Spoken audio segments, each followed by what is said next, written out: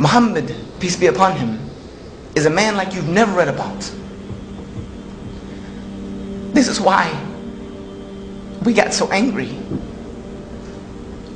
And when they wrote these cartoons about him in Denmark, maybe a lot of us overreacted. Yes, we overreacted. But if someone insulted your mother, most of us probably would overreact. Just because we love them so much. We love him so much. Because he gave us this pure religion, this great way of life that has changed me from being somebody that nobody wanted to be around to somebody who now wants to be around everyone, because I want them to know where I've been and what I've come through. And even though my grandmother passed away in 2002 and my parents are not Muslim yet, I'm working on them. They are very staunch, they are very strict Christians still, but they love me to death, and they love the fact that I'm Muslim.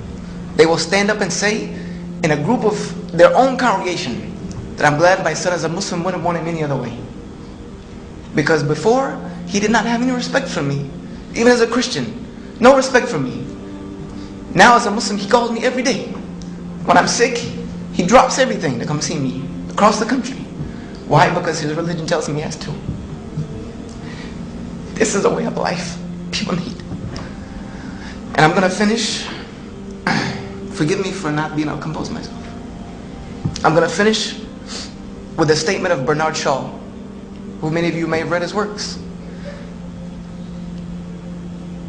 He said about Muhammad in Islam, peace be upon him, that if a man like Muhammad were to assume leadership of the world today, he would solve every single problem.